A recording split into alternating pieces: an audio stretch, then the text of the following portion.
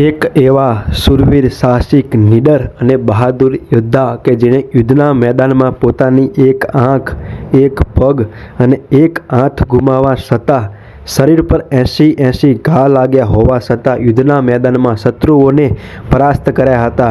આજે આપણે જાણીશું મહાન રાજપૂત શ્રી સંગ્રામસિંહ વિશે. મહારાણા સંગ્રામસિંહ સિસોદિયા વંશના રાજા હતા.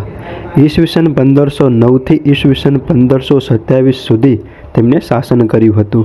તેમણે દિલ્હી, ગુજરાત અને માળવાના શાસક મુઘલો સામે યુદ્ધો લડીને પોતાના રાજ્યની અને રાજસ્થાનની રક્ષા કરી હતી. મહારાણા સંગ્રામસિંહે 100 યુદ્ધો લડ્યા હતા અને એક જ વાર દગાથી એક વાર યુદ્ધમાં હારી ગયા હતા. મહારાણા સંગ્રામસિંહજીએ લોધી તેમજ બાબર જેવા આક્રમણકારીઓને વારંવાર યુદ્ધમાં હરાવ્યા હતા. મહારાણા સંગ્રામસિંહજીએ પોતાની લશ્કરી કારકિર્દીમાં દિલ્હી, માલવા, ગુજરાત તેમજ રાજસ્થાન, મધ્યપ્રદેશ, ઉત્તર પ્રદેશ, હરિયાણા, અમરકોટ તેમજ સિંધના ભાગો પર પોતાનું નિયંત્રણ અને આધિપત્ય સ્થાપિત કર્યું હતું. મહારાણા સંગ્રામસિંહે તો આવા અનેક પ્રકારના યુદ્ધો લડ્યા હતા અને સર્વ યુદ્ધોમાં પોતાની વિજય કારકિર્દીનો ધ્વજ લહેરાવ્યો હતો. પણ એક એવું યુદ્ધ કે જેમાં તે દગાથી હાર્યા હતા. આજે આપણે એક એવા યુદ્ધના વિશે જાણીશું જેમાં તેમને શત્રુઓ કરતાં પોતાના જ દગો આપી દીધો હતો. ખાનવાનું યુદ્ધ. આ એ યુદ્ધ હતું કે જેમાં મુગલો ભારત પર શાસન કરવા સક્ષમ બની ગયા હતા.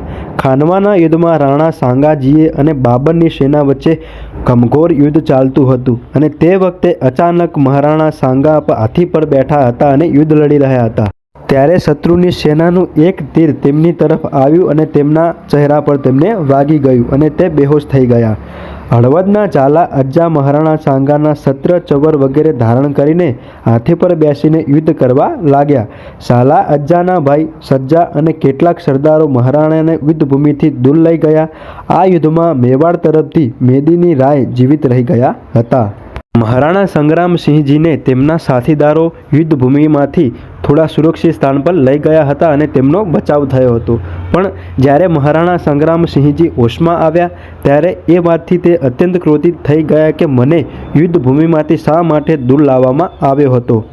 ત્યારબાદ હિન્દુ રક્ષક સ્વાભિમાની ક્ષત્રિય રાજાએ ફરીથી યુદ્ધભૂમિમાં જવા માટે નક્કી કર્યું અને તેમના થોડાક સાથીદારોને તેમના સાથે ચાલવાનો આગ્રહ કર્યો, એટલે કે તેમને આદેશ આપ્યો.